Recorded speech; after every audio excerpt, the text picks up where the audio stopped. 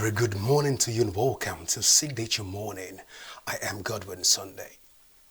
The issues around peace, bilateral relationship, and other analysis to conflicts in Nigerian and African by extension has become a very pressing issue that need urgent attention.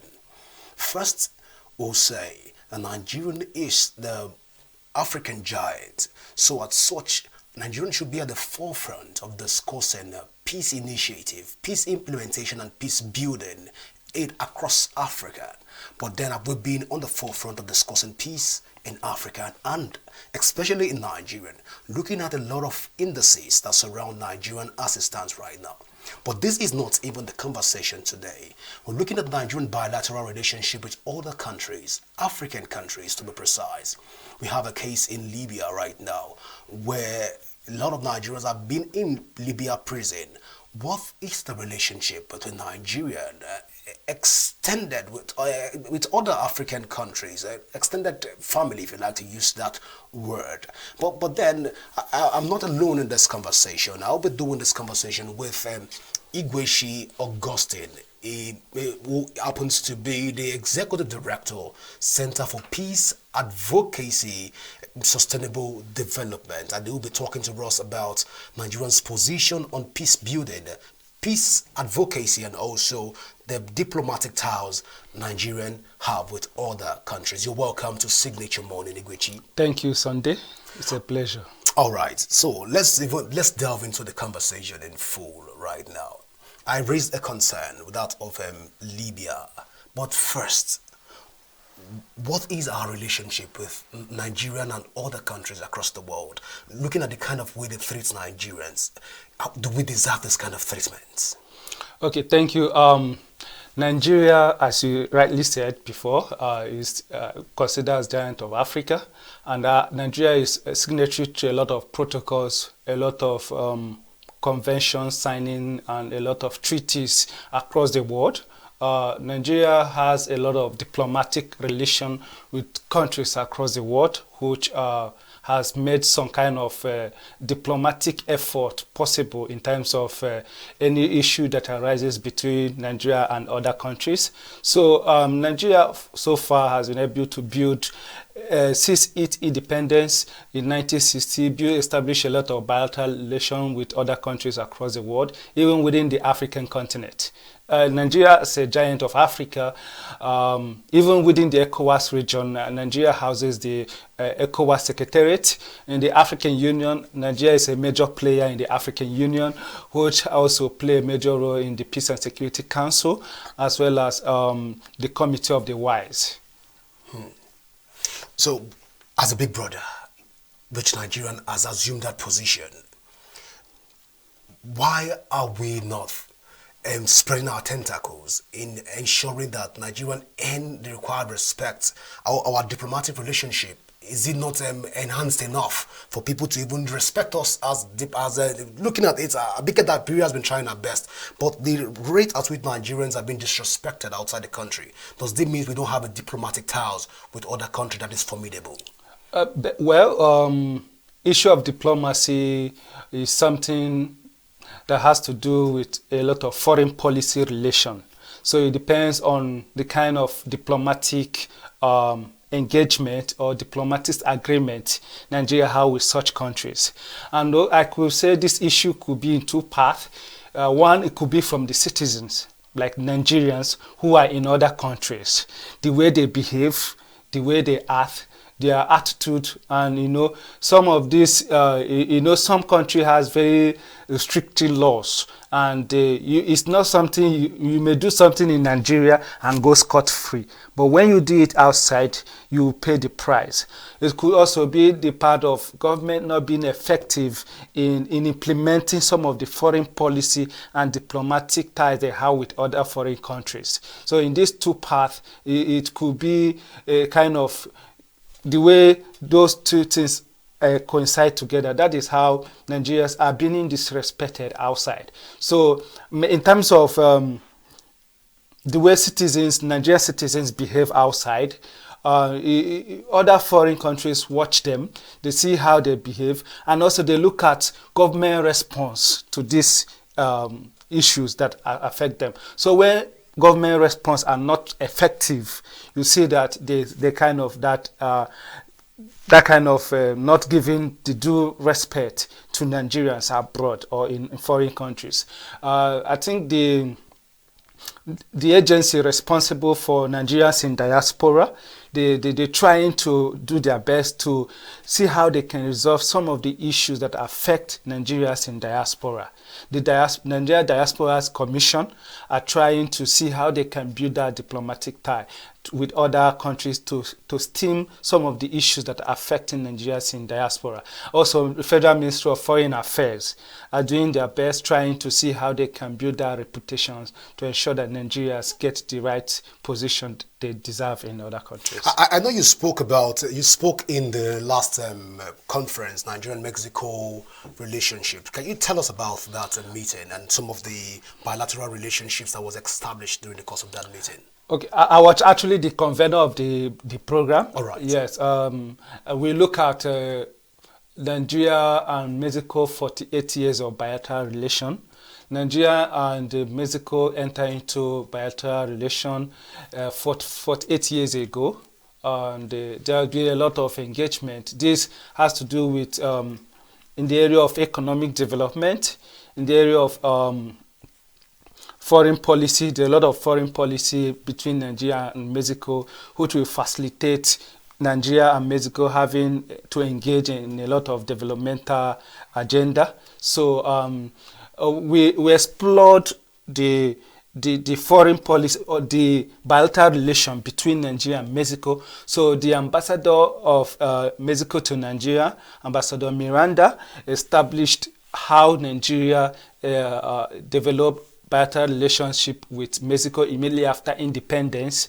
Some years after independence, Nigeria and Mexico enter into bilateral relations. So Nigeria has an embassy in Mexico, and Mexico has an embassy in Nigeria, which facilitates a kind of, if you want to travel to Mexico, you can easily go to the embassy, apply for visa, and get your visa approved to go. Same with Embassy of Nigeria in Mexico. Like if Nigeria nationals in Mexico, if they have an issue or there is a kind of violence or war, it is the Embassy of Nigeria they will shelter on. Same with Embassy of Mexico in Nigeria. If there is kind of issue in Nigeria, they will always refer to the embassy in Nigeria. So it is a kind of a bilateral relation that enables citizens of these nations to build relationship and also tackle some of the challenges they may face or their citizens may face residing in their countries. All right, Igweshi, well, let's talk about even, it has become like a normal trajectory for other countries to come into Nigeria and own pieces of land, parcels of land across Nigeria, establish industries and other things, what have you. But when Nigerians go to their country, we tend not to be availed the same opportunity to own lands. Is it so? I want to ask, even in terms of Mexico, using Mexico as a case study, let's not even start with Africa. Let's start with Mexico, since you started that conversation with Mexico. As it stands right now, can Nigerians own property conveniently, own industries and factory in Mexico without being threatened like just what we have in South Africa and other African country by extension? Definitely, Nigerians can buy properties in Mexico. Just like the US, a lot of Nigerians own property in the US. Once there is legal procedure to all of this, and there are foreign policy to all of this. So if Nigeria foreign policy with Mexico establish that, or if Mexico foreign policy establish that other nations can own property in their country, definitely Nigerians can own property in their country. But it depends, all these are based on legal procedure or forestry process or acquisition process. So in those countries has a very strict and tight procedure of doing things, and you have to do things the right way.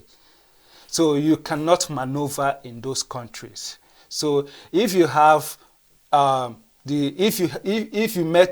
if you meet the procedure or the process of acquiring a property in Mexico, definitely you are going to acquire a property. So some Nigerians have own property in Mexico. Some Nigerians are even real estate agent in Mexico, where if you want to buy a property in Mexico, you can actually buy property. So same with Mexico, Mexicanians, if a Mexican can actually acquire a property in Nigeria. So he is following the due process that matters. So if you follow the due process, you can actually get what is right. But if when you try to maneuver, is when there is an issue. So these countries has their way of doing things. Their way of doing things are very, very genuine. They follow due process. So if you follow due process, you can get whatever you want in Mexico as in Nigeria.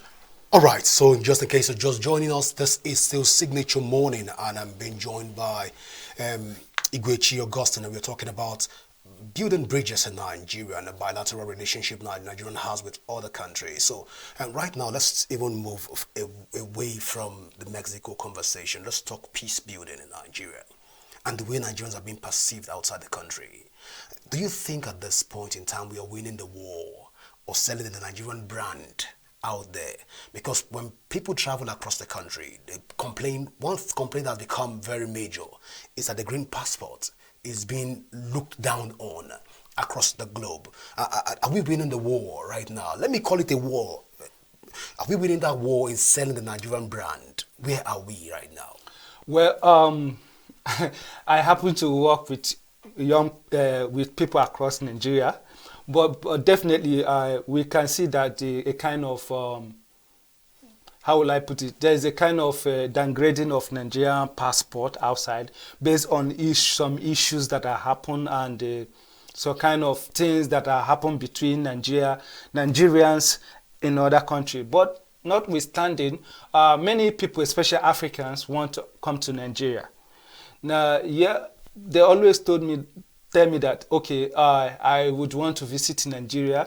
As I am talking to you, I have an upcoming event in November, which is a continental event, and I have people registered across the African continent who are willing to attend the event in Nigeria. So many Africans are, desire to come to Nigeria because Nigeria actually is one of the countries that has most talented youth, and they have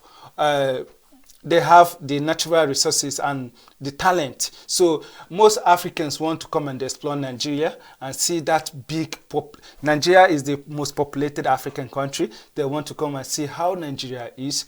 But issue of passport is something that need a lot of effort to deal with, because when you look at Nigerians traveling abroad, if you're a Kenya and I am a Nigerian and we apply to travel to the same country, let me say Canada, UK, all those countries, they will first consider you a Kenyan before me Nigerian.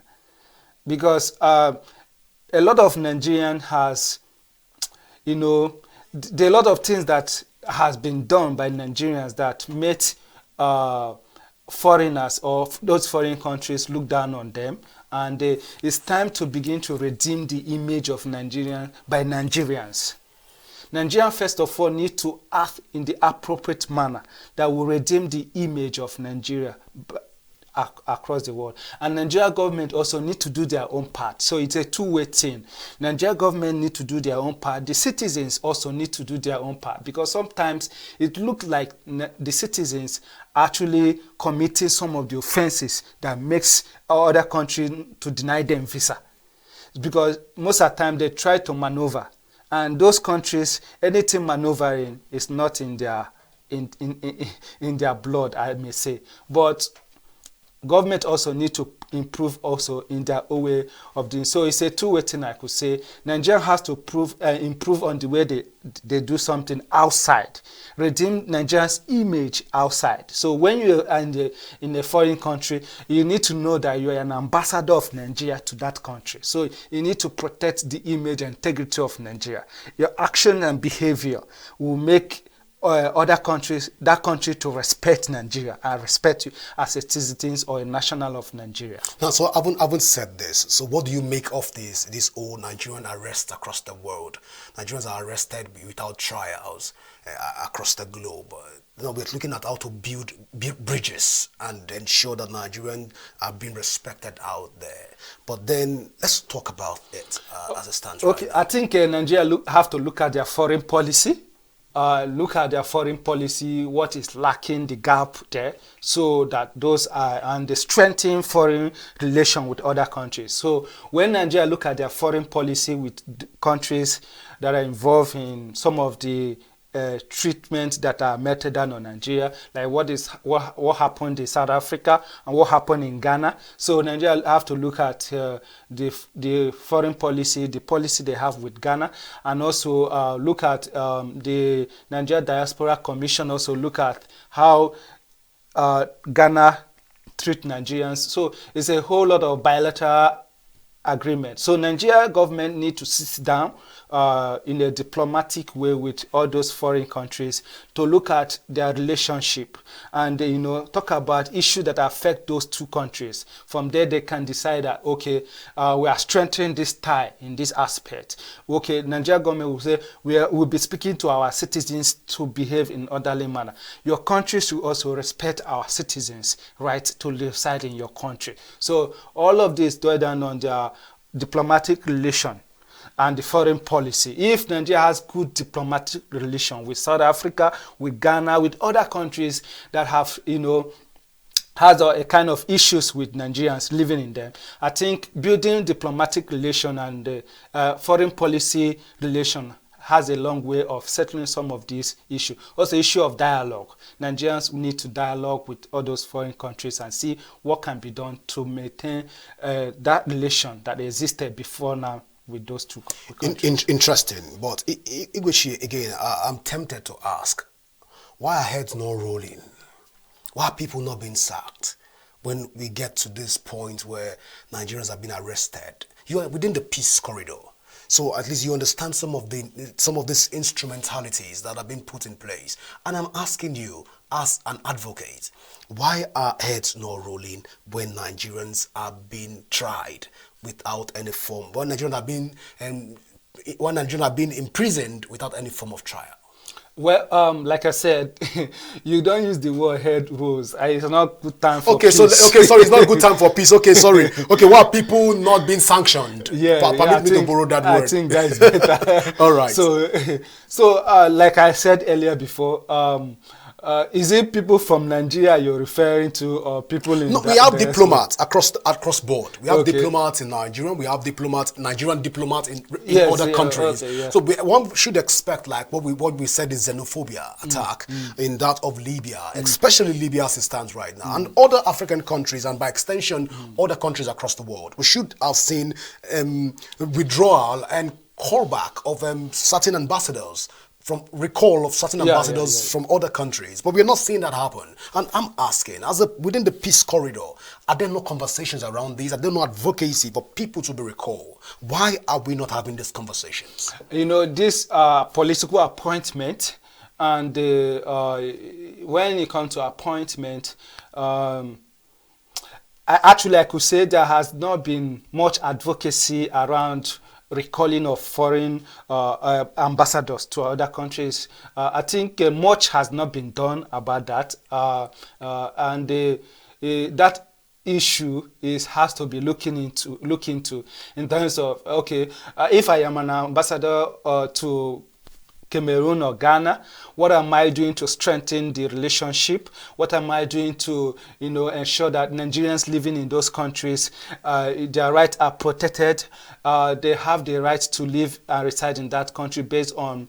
foreign policy and relation between Nigeria and those countries. I need to understand what Nigeria's stand is and relate to the Nigeria government so that those issues can be tackled. My responsibility should be to always give feedback to the federal government and see how the Executive Council can be able, the Senate and the House of Rep can look at those issues and be able to, establish dialogue and the diplomatic relation to address those issues. So I think a lot of advocacy has not been done in terms of looking at how Nigerian ambassadors to countries across the world are, responding to to the issues or the threat to Nigerians living in those countries. There has not been much done about that. I think we will be looking at that maybe in our next conversation on diplomatic conversation series, where we're looking at issues of how Nigerians are treated abroad and what should be done, what government should do, and what citizens should also do. So it's a two-way thing. Citizens also do their part to make sure that they respect the constitution, the law and order of those countries that they are residing. And if their rights are being trampled upon, the Nigeria Diaspora Commission, the federal government, the embassy of Nigeria to those countries should be able to come together to make sure that Nigerians are not being treated the way they are treated in foreign countries. Augustine, there's a very old cliche that says that charity begins at home. Can we say at this point that one of the factors that has led to this point is the fact that most of our Nigerian leaders, even at home, they disrespect the citizens, and that's what is also replicating outside the country? Can this be a factor why Nigerians are being treated the way they are treated, and the world perceive us that way?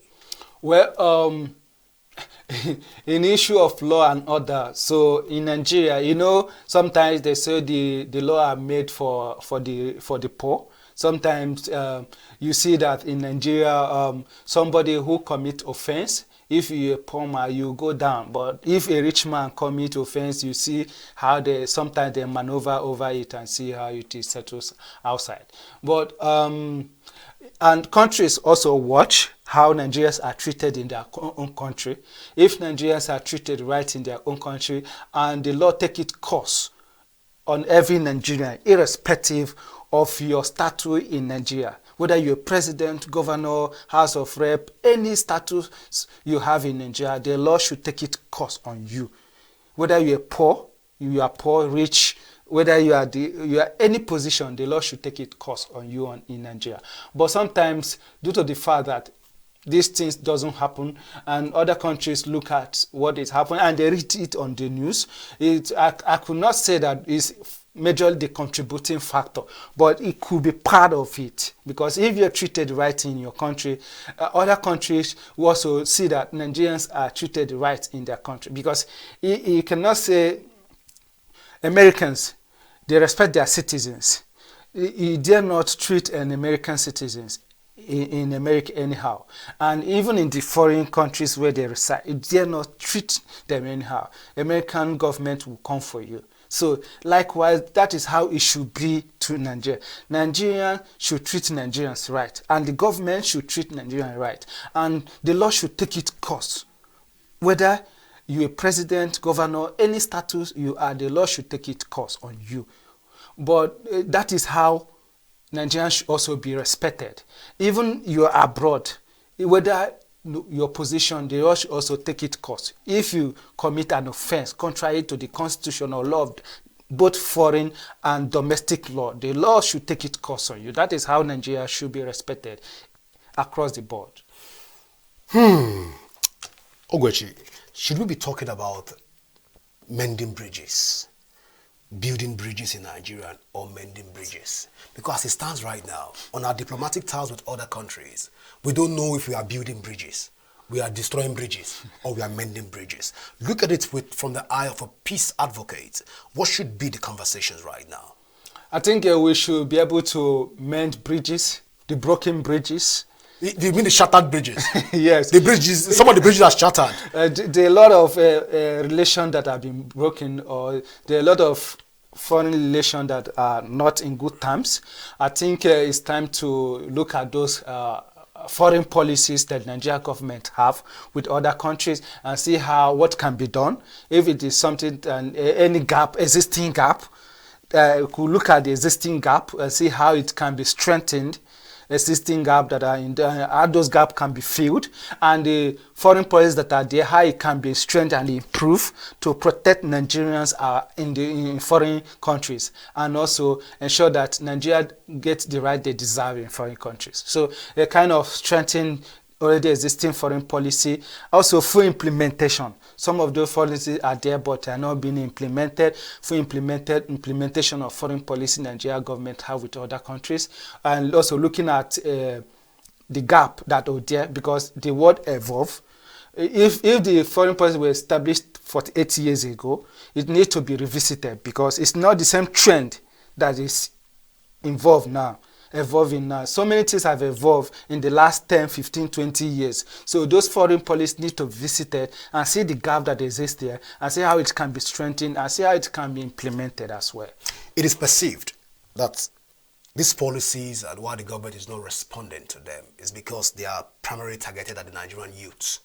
And from time immemorial, the Nigerian government has never given much attention to youth. That's the perception. How correct is this? Well, yes, before the creation of Ministry of Youth Development, back then, a lot of attention were not given to young people. There was exclusion. Young people are not being carried along in the affairs of the country.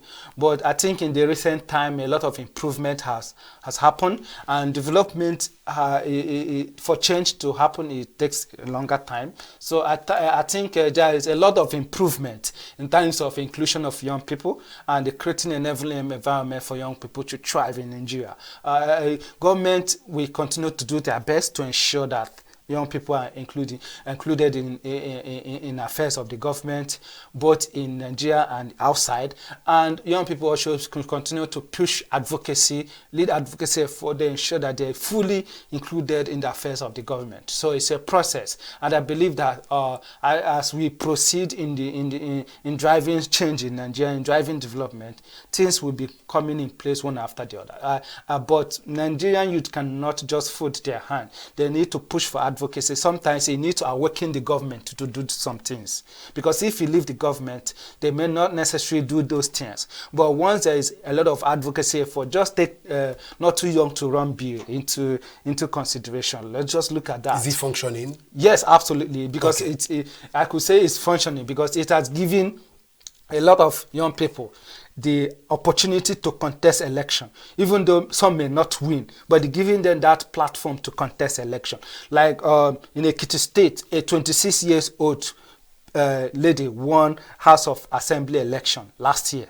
If the not young to run bill were not there, she wouldn't have that opportunity to contest. Although many have argued that it's due to her background that made her win the election. Background.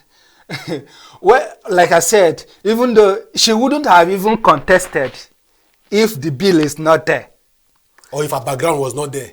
No, if the bill is not there. If you're not, when you're not too young to run was not there, you cannot contest House of Assembly election until you are 30. So even though your background is there, you cannot maneuver that one. So even if your background is there, your background cannot put you to the back. Yeah, it cannot put you your background to the back. Because the age has already limited you. So since the law is there, you cannot talk about background. You cannot use influence to contest. If I am 26, 25, from 25 can contest State House of Assembly. So if you are 25, you can contest whether you have background or you don't have background. But if you have background, it could be an advantage to you, because you may use that as influence to,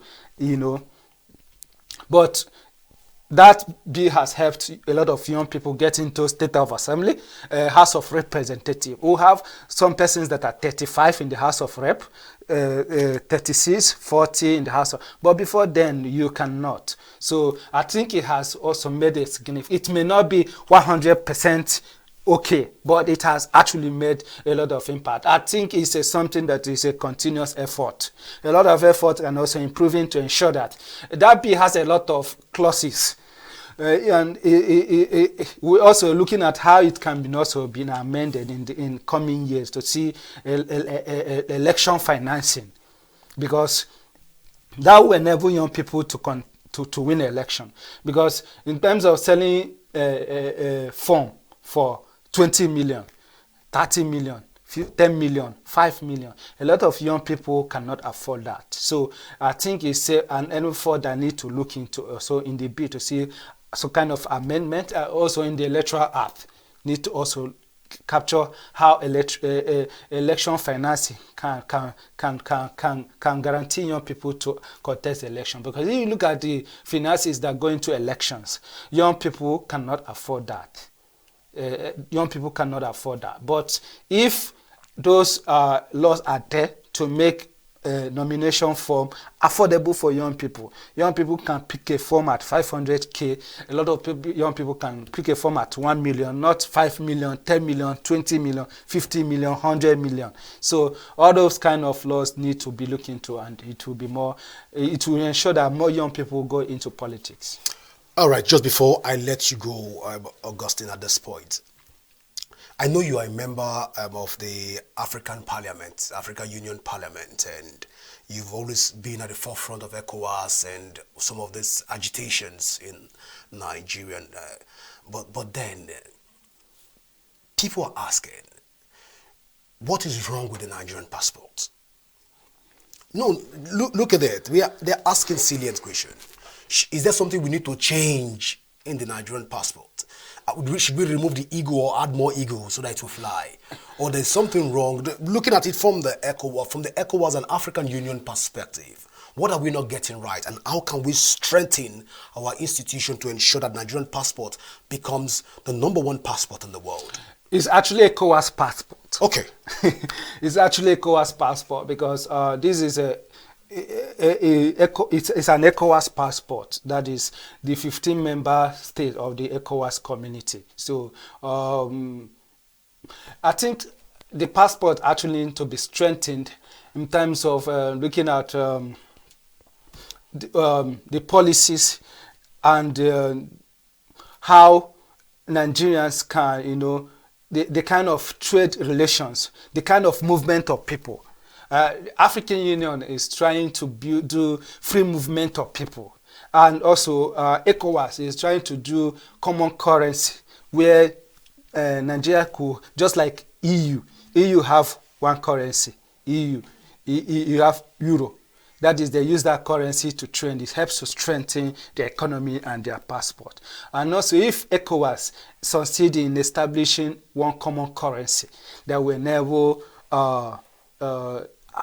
West African countries to have one single currency to trade. It will strengthen the passport. It will also strengthen trade and trade across the ECOWAS. Also, the issue of free movement of persons going on in the African Union. Like there's a lot of issue here in terms of movement of people from one country to another in the Africa continent, because my event coming up in November, I have delegates participating across the African continent, and they're having challenges in getting passport to come to Nigeria, in getting visa to come to Nigeria. They're having a lot of challenges. I think Nigeria should look at what Rwanda did. Rwanda have done visa on arrival. This helps to strengthen your passport, visa on arrival. You don't have to go through all this rigorous application. Like one of my partners this year did an event in Rwanda. Nigerians went to Rwanda without applying for visa. It's visa on arrival. That is how you can strengthen your passport. Do you understand? Some countries has visa on arrival to about 100 countries. You don't have to put so much restrictions. You're losing some restriction, especially in the African continent. I don't think moving from one African country to another should be an issue. There should be visa on arrival to at least 50 to all the 55 member states of the African Union, just as it is in the ECOWAS. So if you want to travel to any ECOWAS member state, you don't need visa. You just board a plane and go. That is how it should be. This will facilitate trade. It will facilitate free movement of people. It will facilitate exchange. Do you understand? It will improve the economy and development of Africa. But the African Union Agenda 2063 and its implementation framework, there's an implementation framework that's free movement of persons from one country to another. And the African Continental Free Trade Area also established that trade should be, Nigeria has ratified that protocol, and Nigeria's agreement to African Continental Free Trade Area, whereby trade can be done between African countries without all those bottlenecks, without all those challenges. So I think making visa on arrival could be a way of strengthening the visa, passport. Visa on arrival can be a way of strengthening the passport. Also looking at the foreign policies of Nigeria and other countries, see how the gaps that are there, the challenges, and see how they can, and implementing them as well can be a way of addressing and strengthening the passport. Well, Augustine, there are a lot of conversations to even raise more on these issues, but just before I let you go, let's even talk about the generality of Nigerian passport, since you brought us to that conversation, and that of the ECOWAS ties and that of the African Union. We're looking at it from another perspective right now. You said we should not change the passports. We should leave it at green since it's an ECOWAS passport. But I want to ask, if it's an ECOWAS passport, why when the Nigerian present the green passport, the conversation, the story changes? And people, we've seen a case where people have been, I'm asking particularly because of Nigerians in diaspora, where you get to present your green passport in foreign airports and you're being searched and your bags are being ransacked and it's turned upside down. You've been searched as though you committed one crime before leaving Nigeria. At this point in time, wouldn't you be recommending again, even to the African Union Parliament, for them to add more eagles so that we can fly? I'm asking this for the second time because of Nigerians in the diaspora. Okay, yeah, sure. Advocacy effort is key, so we're going to see how we're going to add more eagles to it. Yes. Add more we're eagles. having a summit, Model African Union, which is role-playing the African Union. So African youth will be coming from 55 member states to Nigeria to attend the event.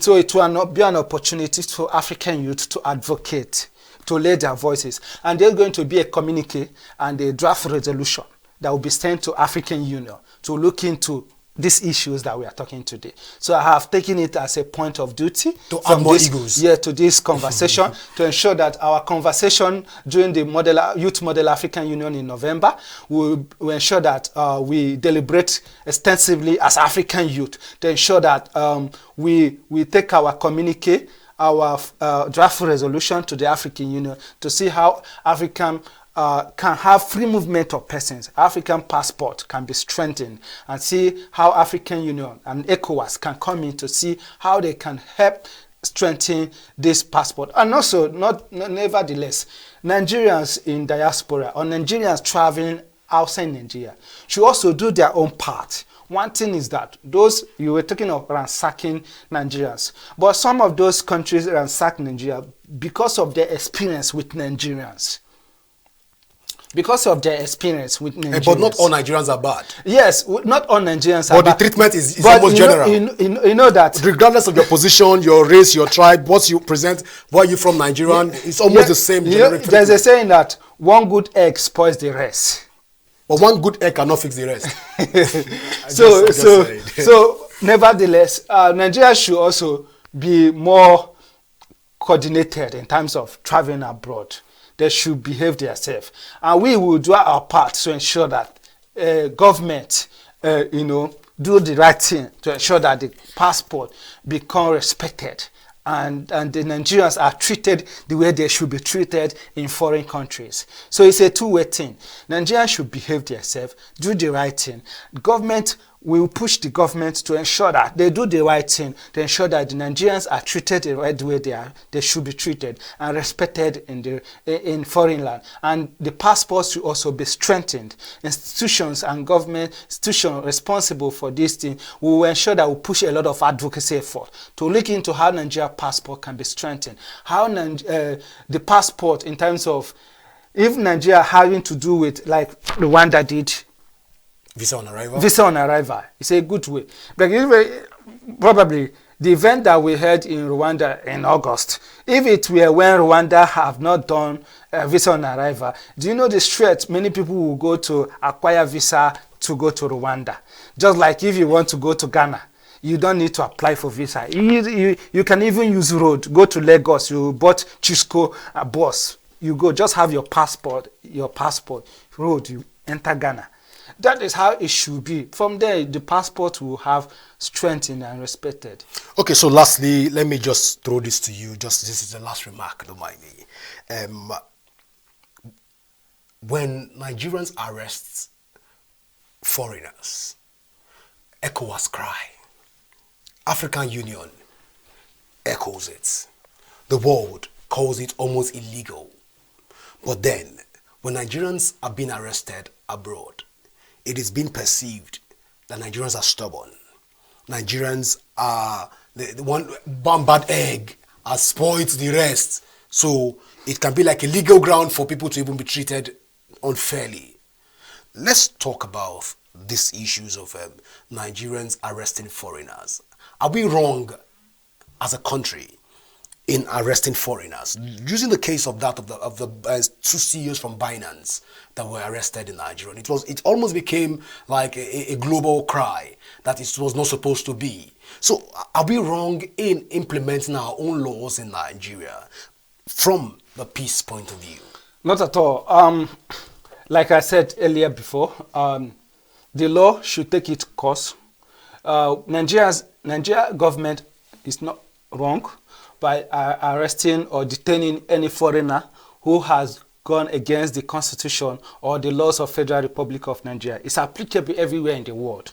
Anywhere you are, in as much as you have committed a crime that is against the law of that nation, you will be arrested and detained and investigated before you can be taken to, before you, during the investigation, after they take you to court. You face the court. If you are acquitted, fine. If you are charged, you go to prison. So it's applicable everywhere. So the outcry against foreigners that are being arrested in Nigeria, I don't think it depends on the gravity or what they have done. If it is contrary to the Nigerian law and constitution. So if a foreigner, for example, I'm a foreigner, came to Nigeria, I did something that is against the Nigerian constitution, the Nigerian government have the right to arrest me, detain me, investigate me, charge me to court. It is the court that will now determine whether you are acquitted or you are charged, you are sent to prison. So it's something that is applicable everywhere in the world. Anywhere, any country or nation you go, if you commit a crime, the police or the government will arrest you and investigate you, and they prefer a charge against you. If you are guilty, you'll be sent to prison. A lot of Nigerians are serving prison terms in foreign country because of the crime they committed. Likewise, if foreigners in Nigeria commit crime, they should be charged. If they are found guilty, they should be sent to prison, because Nigerians are also serving prison, probably in their own country as well. So if they come to Nigeria and commit crime that is against the law of Federal Republic of Nigeria, they should be charged. And if they are charged and they are guilty of the charge, they should be sent to prison. So ECOWAS does not, African Union does not have any policy that restricts all of this arrest and persecution in foreign lands. There are people and human, there are human rights laws. There are human rights laws. In detaining foreigners, there are laws and there are conventions and protocols, both from the UN, both from the African Union, both from the ECOWAS. Okay, if you look at issue of repatriation, there are laws that require you to repatriate a foreigner to another countries. So there are laws. It just countries are very much looking to violation of protocols, violation of human rights. So arrest and detention, there are procedures and there are process to it. You don't just come and arrest somebody. Do you understand? There are process and procedures to it, and ensure that you do not violate the laws that you are signatory to, the protocols, convention, treaties that you are signatory to. Do you understand? So these are what government look into, so that they will not because of the act cry, so that their right will not be violated. Do you understand? Their human rights law right will not be violated. Do you understand? These are basic things that they look into. The right of that person should not be violated, no matter what the person have done. The right should not be violated. The person should be charged accordingly, but don't violate the right of the person. Well, you've heard it from Igwechi Augustine, and he is executive director Center for Peace Advocacy, Sustainable Development, and at least I forgot to also mention that he's also a very strong member of the African Union and that of the ECOWAS Parliament, Youth Parliament. So he's a very strong member. I want to say at this point, thank you, Honorable. Sorry, I didn't put that word before now. So thank you, Honorable, for coming on Signature Morning this morning. Thank you for having me, Mr. Sunday. It's a pleasure. I hope when next we need you, you'll be available for us. Thank you. Well, viewers, this is how far we can go today on the show. We'll return you back to our Enugu office for more update. But we want to, at this point, encourage you to please subscribe and follow us on all our social media handle. Let's get this conversation going on what you think about the kind of treatment melted on Nigerians in diaspora, in Nigeria, and all the path of the world. Let's let you talk about your experience on our very social media land and what you think about what Igwechi, the executive director of Center for Peace and Development, what he has said and what he has recommended to the government. Of course, I know you like it, so let's give it a thumbs up to it and also see how we can also push this conversation so it won't just stop here in the studio. This can be recommendations for government, it can be recommendations for the EU and also ECOWAS to take a stand, especially when it has to do with bilateral relationship with Nigerians and other African countries and by extension other foreigners across the world. Well, I want to say thank you so much for staying with Signature TV. Do enjoy the rest of your day. It's bye for now.